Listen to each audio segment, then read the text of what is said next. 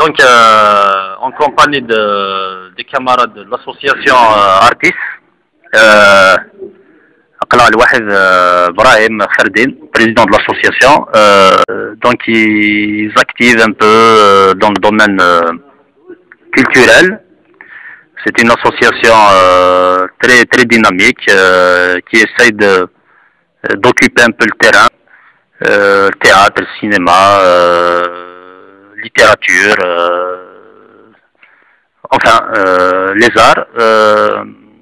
Vous avez projeté, Abraham, dernièrement, vous avez fait une projection d'un documentaire. Est-ce que tu peux nous expliquer un peu la thématique de ce documentaire? نعم شيخ رحيم. Bon, c'est un film documentaire qui est réalisé par deux réalisatrices françaises. C'est un film documentaire qui parle un petit peu sur l'histoire du cinéma en Algérie, sur la genèse du cinéma en Algérie. Et un petit peu, c'est comme un prétexte pour parler de l'histoire d'Algérie d'une manière générale. Et en même temps, c'est un film qui questionne, qui pose c'est-à-dire c'est pour questionner un petit peu l'actuel sur l'idéal. Est-ce qu'on est arrivé vraiment à exaucer, à concrétiser l'idéal pour lequel les gens ont combattu contre le colonialisme français? Et dans ce film, il y a un personnage qui sort un petit peu de l'eau, qui est René Vautier. C'est un Français qui a milité pour la cause algérienne. Donc avant qu'il combatte contre le colonialisme, il était d'ailleurs contre le nazisme. Donc après le déclenchement de la guerre, il a rejoint les Algériens pour combattre contre les Français. Donc c'est quelqu'un qui a vraiment milité, surtout en utilisant sa caméra comme un moyen,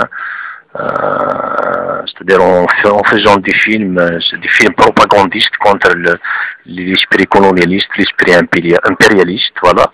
Donc, en même temps, après la fin de la guerre, il était parmi les gens qui ont fondé le cinéma en Algérie, parmi les initiateurs du centre audiovisuel d'Alger, où il a pu former des techniciens, des réalisateurs algériens.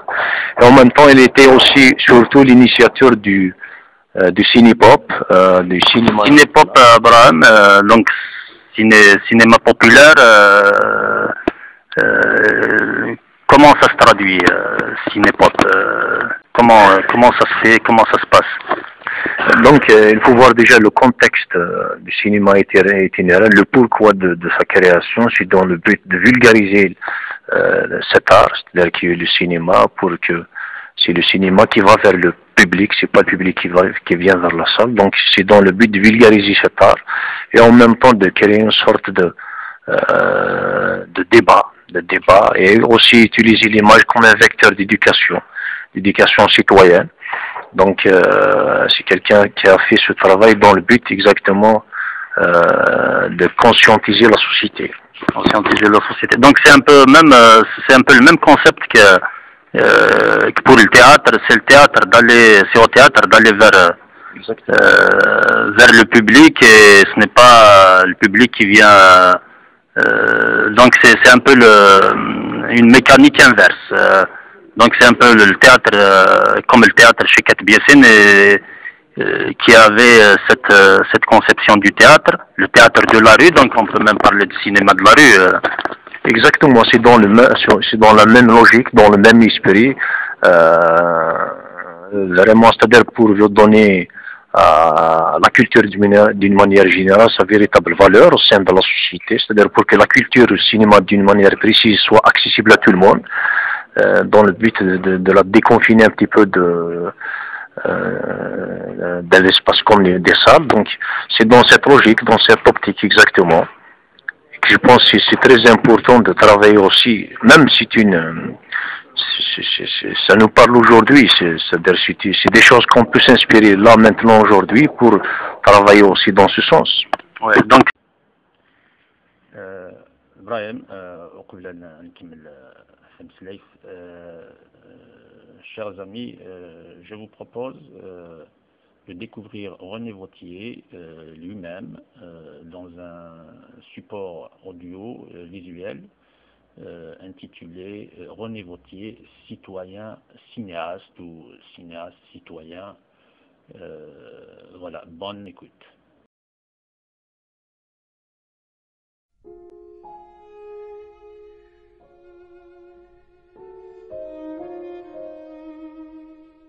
J'ai pas de message à donner comme ça. Je me bats simplement pour qu'il y ait une reconnaissance de la liberté. Il y a cette espèce de liaison constante avec les gens de base. Et ce que j'ai ressenti lorsque j'étais à l'Institut des hautes études cinématographiques, c'est la nécessité de donner la parole aux gens qui se battaient pour que les choses changent.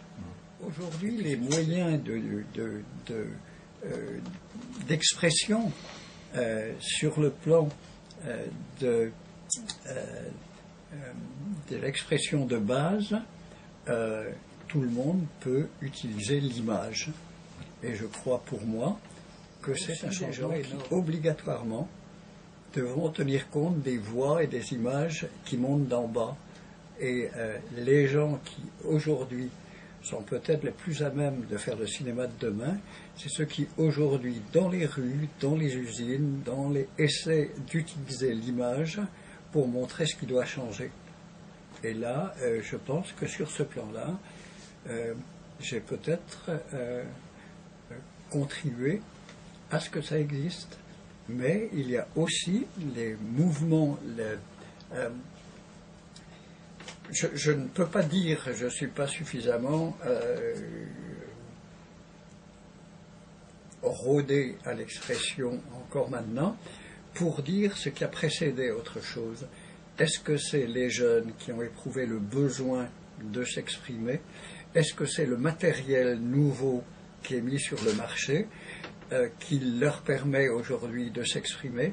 Est-ce que c'est ces nouvelles formes de contestation qui passent par l'utilisation de l'image hors des chaînes de télévision, mais sur les chaînes de télévision aussi?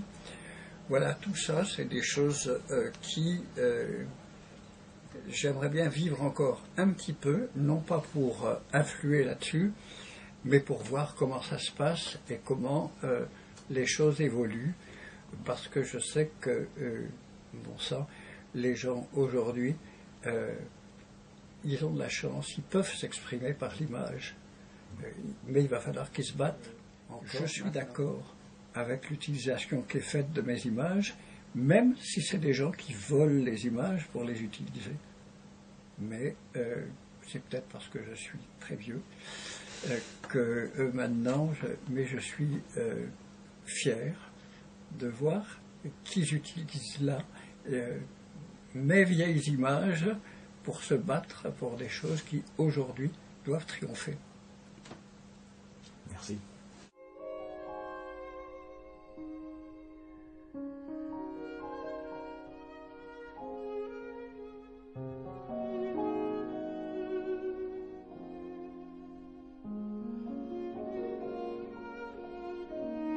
Vous intervenez un peu dans ce champ, vous essayez de créer des initiatives pour un peu vulgariser. Quel public vous ciblez? Vraiment, certainement les jeunes, mais est-ce qu'il y a un écho, est-ce qu'il y a un retour quand vous faites une projection à Kenya en cinématographique? Quel bilan vous tirez est-ce qu'il y a un intérêt? Est-ce que vous captez? Est-ce que les gens sont intéressés par disons le cinéma d'une manière générale et surtout le cinéma documentaire qui est une autre forme de cinéma? Exactement. Si on peut faire un bilan, c'est-à-dire de l'activité qu'on a déjà faite, c'est-à-dire la projection du samedi dernier, si on peut faire un bilan, c'est un bilan un petit peu mitigé, mais ça s'explique pour de multiples raisons. Les gens, vraiment, déjà, on n'a pas cette culture d'aller voir un film ensemble, c'est pas comme avant.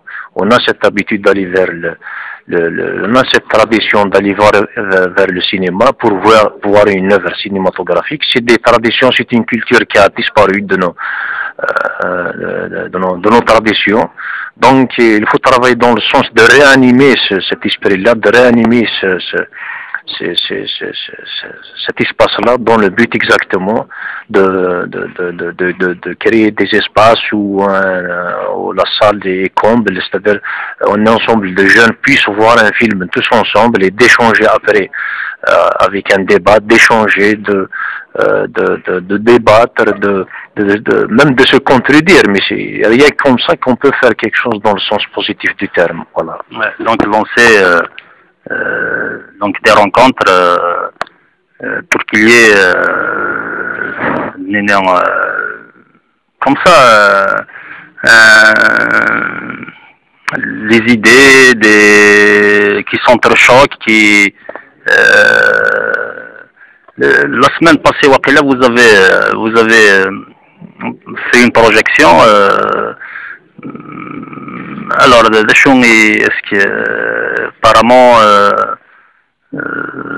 ça n'a pas été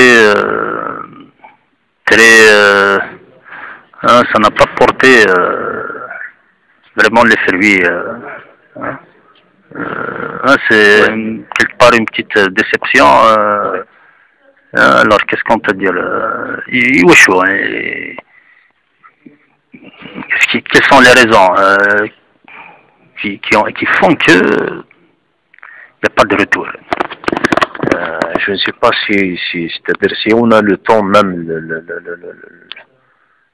moi personnellement, je ne sais pas si j'ai les capacités de faire un constat réel sur la chose, parce que c'est le problème, ce n'est pas seulement un problème du cinéma, là, de la culture, c'est un problème multidimensionnel, donc c'est un problème profond. La place, c'est-à-dire si on questionne un petit peu les gens sur la place de la culture au sein de notre société, on n'a pas une place réellement principale, centrale dans notre société. Donc c'est un problème qui est très très profond. On vit dans un climat inerte, dans un immobilisme, dans un statu quo, comme je te l'ai dit tout à l'heure. Donc il faut faire un travail de réanimation, de sensibilisation sur l'importance du cinéma et sur l'importance de la culture d'une manière générale pour le développement de tout un peuple. Donc il y a un travail énorme dans ce sens qu'on essaye de faire petitement soit-il, mais bon, on essaie quand même de le faire. Ouais, vous essayez de...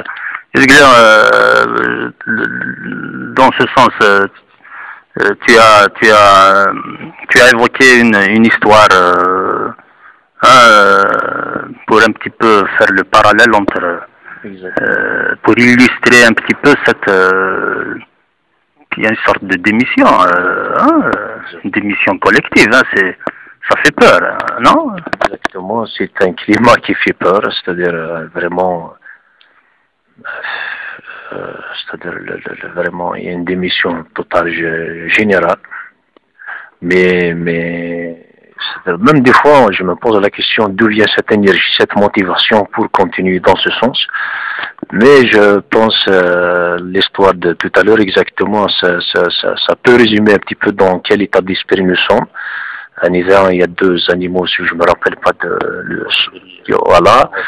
voilà, c'est-à-dire qui a vu un énorme incendie qui vient de se déclencher et après il est allé directement يسمى له شويه ومن كيفيق كان ومن تصنف les animaux نطن انا سامشي مشى في مسنتايا تسمى له تستقيه ومن زمرت الناس moins qui j'ai fait mon devoir. Donc quelque part nous sommes tous responsables de la situation qui existe en ce moment. Donc on essaie un petit peu, petitement soit-il, mais on essaie un petit peu de faire notre devoir à la mesure de nos moyens et de nos possibilités. Ouais, la mesure des moyens, des possibilités. كنا ومدياز ماشي سقارا كنا وين يترزون سالون يتدو غاكن يفهم ماشي غاكن يبغى وقيل المولود معمر. Donc vous êtes un peu dans cette démarche. Je vous propose de marquer une pause et de découvrir René Wrothier par l'image dans un document un travail de René Vauthier. Écrivait dès mai 1830, ce royaume d'Alger ne sera pas seulement une conquête, ce sera une colonie, ce sera un pays neuf sur lequel le surplus de la population et de l'activité française pourra se répandre. Voilà les véritables raisons de la conquête dont il faut aussi éclairer les méthodes.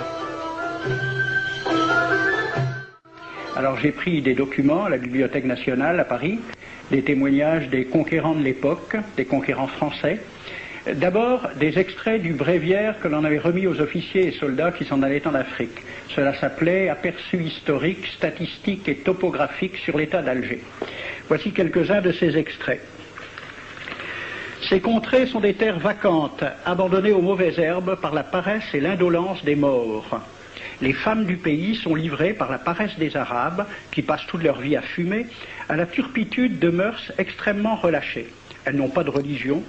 Beaucoup doutent qu'elles aient une âme immortelle et croient qu'elles ne sont faites que pour la reproduction. Le climat aidant, les femmes sont nécessairement disposées au plaisir. Alors, allez-y, des terres vacantes et des femmes consentantes qui n'attendent que les soldats français. Et puis, à côté, j'ai vu d'autres documents qui marquent l'étonnement des officiers français qui débarquaient en Afrique. C'est Campagne d'Afrique en 1830 par un officier du corps expéditionnaire. Cette terre, qu'on avait présentée comme sauvage et inhabitée, est couverte de jolies maisons de campagne entourées de jardins. Toutes sont bâties sur des hauteurs dont les mouvements onduleux contrastent tout à fait avec l'aridité des côtes de Provence. La végétation y est superbe, et partout des sources et des courants d'eau fécondent la terre. Les fruits y sont en abondance, un grand nombre d'aqueducs amènent les eaux jusqu'à la capitale. Et le maréchal Bugeaud lui-même. J'ai reconnu que l'Algérie produit beaucoup de grains, une immense quantité de bétail. L'immensité des terrains ensemencés atteste l'existence d'une population beaucoup plus nombreuse qu'on ne le pensait. Le commandant Claude-Antoine Roset, dans Voyage dans la Régence d'Alger en 1833. Presque tous les hommes savent lire et compter. En France, on compte à l'époque 40% d'analphabètes. Ainsi, les soldats qui débarquent sont en général moins instruits que les sauvages qu'ils viennent civiliser. Le ministre de la guerre de l'époque, qui s'appelait Girard, il faut se résigner à refouler au loin, à exterminer même la population indigène. Le ravage, l'incendie, la ruine de l'agriculture sont peut-être les seuls moyens d'établir solidement notre domination. Savary, duc de Rovigo, apportez des têtes, bouchez les conduites d'eau avec la tête du premier bédouin que vous rencontrerez, au nom bien sûr de la civilisation. Christian, dans l'Afrique française, un détachement de l'armée parti d'Alger surprend la tribu désarmée des Olifias et massacre sur le champ tous les hommes, femmes, enfants, sans distinction. On parlera de 12 000 morts. Les troupeaux raflés aux Olifias seront vendus au consul du Danemark. Quant au reste du butin, il fut exposé au marché de Babazoun. On y voyait des bracelets de femmes encore attachés à des poignets coupés et des boucles d'oreilles pendant à des lambeaux de chair, au nom de la civilisation. Le colonel François de Montagnac. Selon moi, toutes les populations qui n'acceptent pas nos conditions doivent être rasées. Tout doit être pris, saccagé, sans distinction d'âge et de sexe. L'herbe ne doit plus pousser là où l'armée française a mis le pied. Saint-Arnaud, il était commandant et c'était aussi un mari très attentionné. Il écrit à sa femme « Chère Louise, je suis bivouaqué par une chaleur de 40 degrés au milieu de 20 villages superbes qui ne se sont jamais bien soumis. Je leur ai donné jusqu'à ce soir pour payer les impôts et les amendes que je leur inflige. S'ils ne s'exécutent pas, j'enverrai 3 colonnes brûler tout. » En juin 1845, la tribu des Ouled Riha, chassée de ses douars par les détachements incendiaires du colonel Pélissier, se réfugie dans des grottes de montagne. Ordre du maréchal Bugeaud. Si ces gredins se retirent dans leurs cavernes, imitez Cavaignac aux Béha, fumez-les à outrance comme des renards. Voici le récit d'un témoin, français bien sûr. Voir au milieu de la nuit, à la faveur de la lune, un corps de troupes françaises occupé à entretenir un feu infernal. Entendre les sourds gémissements des hommes, des femmes, des enfants et des animaux, le craquement des rochers calcinés s'écroulant. Le matin, quand on chercha à dégager l'entrée des cavernes, gisaient des bœufs, des ânes, des moutons. Parmi les animaux, entassés sous eux, on trouvait des hommes, des femmes, des enfants. J'ai vu un homme mort, le genou à terre, la main crispée sur la corne d'un bœuf. Devant lui était une femme tenant son enfant dans ses bras. Cet homme avait été asphyxié au moment où il cherchait à préserver sa famille de la rage de cet animal. On a compté 760 cadavres. Le 8 mai 1845, Saint-Arnaud découvre 500 Algériens qui s'abritent dans une grotte entre Ténès et Mostaganem. Saint-Arnaud ordonne à ses soldats de les emmurer vivants. Il écrit « Je fais boucher hermétiquement toutes les issues et je fais un vaste cimetière. La terre couvrira à jamais les cadavres de ces fanatiques. » C'est à peu près ce qu'ont dit les Allemands en massacrant le village d'Oradour-sur-Glane. Montagnac, toujours lui, le colonel. Voilà comment il faut faire la guerre aux Arabes. Tuer tous les hommes jusqu'à l'âge de 15 ans. Prendre toutes les femmes et les enfants. Vous me demandez ce que nous faisons des femmes que nous prenons? On en garde quelques-unes comme otages. Les autres sont échangées contre des chevaux et le reste est vendu à l'enchère comme bêtes de somme. Toujours au nom de la civilisation. Nous rapportons un plein baril d'oreilles récolté paire à paire sur les prisonniers. Il contient même celle d'un de nos 58 gendarmes morts de maladie. 2 pièces de 100 sous ne sont pas à dédaigner. Le maréchal Soult, ministre de la guerre, répondant à des questions à la Chambre des députés. En Europe, un tel acte serait horrible et détestable. En Afrique, c'est la guerre même. C'est la guerre même, c'est du moins ce que dit le ministre français, mais en face, voici un décret pris par l'émir des Arabes, l'émir Abdelkader. Tout Arabe qui amènera vivant un soldat français recevra pour récompense la somme de 8 douros. Tout Arabe qui aura un Français en sa possession sera tenu de le bien traiter et de le conduire le plus promptement possible, soit devant le califat, soit devant l'émir lui-même. Dans le cas où le prisonnier aurait à se plaindre de mauvais traitements, l'Arabe n'aura droit à aucune récompense. À la lecture de ce décret, question d'un soldat algérien, quelle récompense pour un prisonnier vivant? L'émir répond 8 douros. Et pour une tête coupée, l'émir répond 25 coups de bâton sur la plante des pieds. De quel côté était la civilisation? J'ai donc fait ce film avec les citations et des dessins et gravures qui étaient à la Bibliothèque nationale à Paris, et j'ai proposé le film à la Ligue de l'enseignement pour qu'il soit projeté dans les lycées et collèges de France et de Navarre. La Ligue de l'enseignement l'a refusé avec cette appréciation.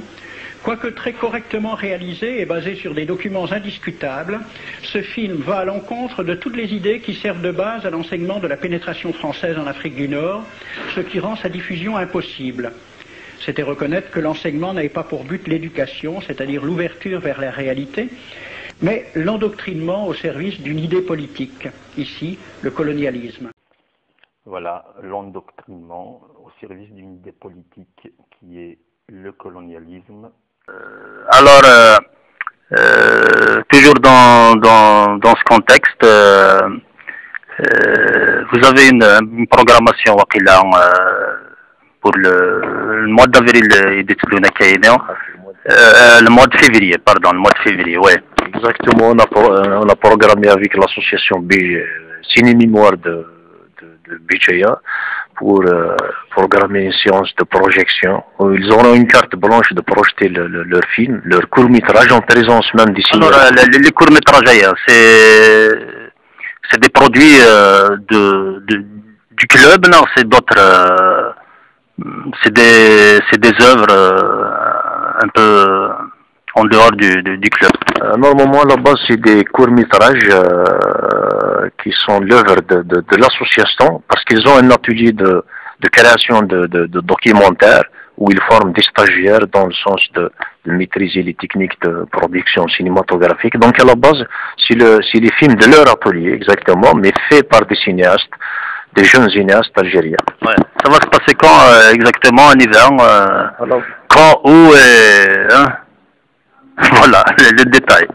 À la base, on l'a programmé pour le 16 février au niveau de, normalement, au niveau du centre culturel Malik Boukermouh. Culturel, certainement il y aura un travail d'information qui va se faire, donc vous allez afficher. Bien, alors on va basculer un peu vers un autre art, Mzgoud, Ibrahim, vous êtes aussi dans le théâtre. Vous êtes en train de vous préparer pour des répétitions. Alors, un mot sur le théâtre, sur votre troupe, sur ce que vous êtes en train de, sur des chantiers, sur les... Tout est chantier, hein? Oui, tout est chantier. Chantier avec un grand C, hein? Voilà, donc notre troupe qui est la troupe Inmlaye, on est Inmlaye, exactement. Nous sommes dans un chantier de montage d'une nouvelle pièce avec nos amis comédiens et maintenant Kamal Lahmana la mise en scène. Donc on est en pleine répétition et espérons que c'est une pièce qui va vraiment être réussie. Ben, c'est tout le mal qu'on vous souhaite, c'est de réussir. Et ben, le dernier mot, dans les interviews, une question un peu stupide. Quel est votre dernier mot? C'est une question un peu, hein? Ouais. Est-ce qu'on n'a jamais le dernier mot? Le chef net. مثلا راح نشاهد الدنيا façon qui تخمم مع ثوركي جلس طوية نسلم on espère que les actions réduisent un impact qui aura un impact sur l'environnement et immédiat et vraiment les actions porter une simple inférieure dans le sens positif باش يدعني d'autres actions de la part de d'autres personnes qui va dans le sens de développement culturel de notre région, parce qu'un pays sans culture, sans art, un pays sans artistes est un pays mort. J'espère que nous sommes vivants. Nous sommes vivants. Un appel à lancer pour terminer. Un appel à lancer peut-être à ceux qui sont censés mettre les moyens, enfin les responsables, pour vous aider, je ne sais pas. Je lance un appel direct pour l'administration déjà.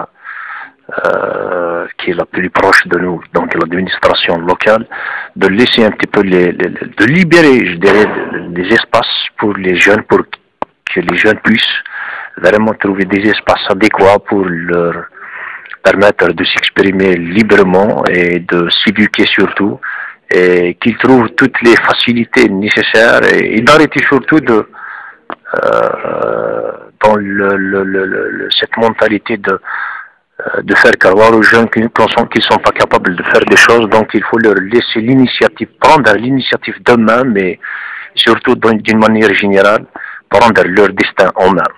Ouais, prendre leur destin en main. Nos jeunes ne sont pas des sous-jeunes. Ça, nous avons des énergies formidables, des compétences et un potentiel extraordinaire.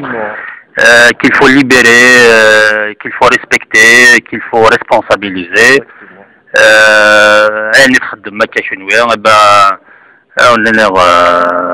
Bon courage, voilà, bon vent, et à bientôt. Merci, Cheikh. Chers amis, nous allons nous quitter en chanson. Nous allons vous faire écouter une chanson bande-annonce du film de René Vauthier, Avoir 20 ans dans les Aurès, titre éponyme, un film sorti en 72. Dans les événements se passent dans les Aurès. En avril 61, pendant l'engagement militaire que la France appelait son opération de maintien de l'ordre plutôt que guerre, un groupe de soldats bretons réfractaires et pacifistes est pris en charge par un officier. Celui-ci conduit ses têtes brûlées à se livrer à tous les excès et cruautés qu'il condamnait. Mais un des soldats s'enfuit avec un prisonnier torturé pour le sauver d'une exécution sans jugement. Voilà, à très bientôt pour un autre entretien citoyen de proximité.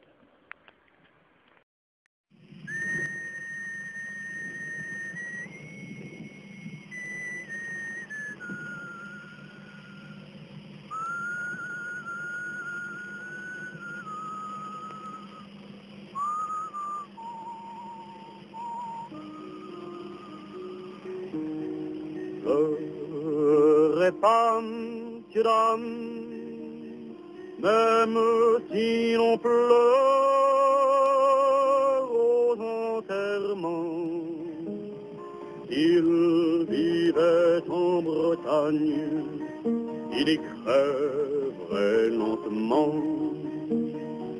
Avoir 20 ans dans les Aurès, ou à Verdun ou au Gabon, avoir 20 ans bien loin de Brest, c'est naturel. pour un breton. Pleurez pas, messieurs, dames, même si l'on pleure aux enterrements.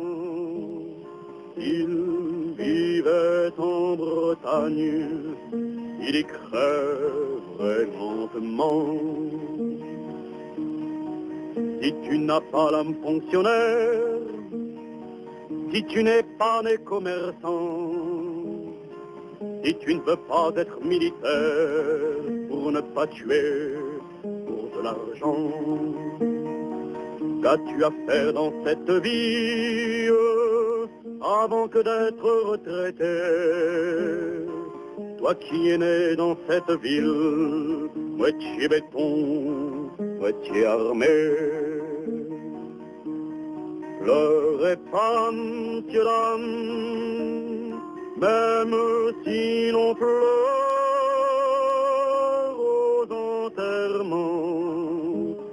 S'il vivait en Bretagne, il y crèverait lentement.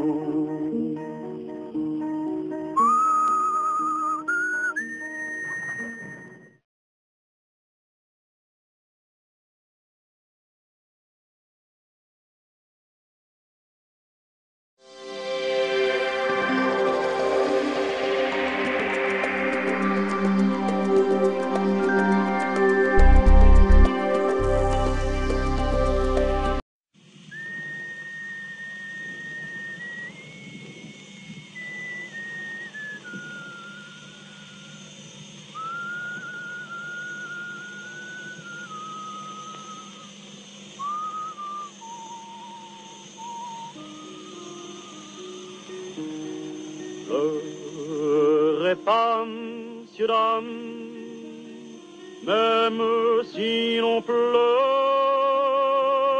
aux enterrements. S'il vivait en Bretagne, il y crèverait lentement. Avoir 20 ans dans les Aurès, ou à Verdun ou au Gabon, avoir 20 ans bien loin de Brest, c'est naturel pour un breton.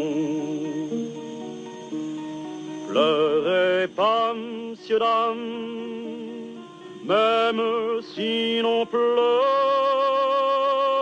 aux enterrements. S'il vivait en Bretagne, il y crèverait lentement. Si tu n'as pas l'âme fonctionnaire, si tu n'es pas né commerçant, si tu ne veux pas être militaire pour ne pas tuer pour de l'argent, qu'as-tu à faire dans cette vie avant que d'être retraité? Toi qui es né dans cette ville, moitié béton, moitié armé. Pleurez pas, messieurs, dames, même si l'on pleure aux enterrements. S'il vivait en Bretagne, il y crèverait lentement.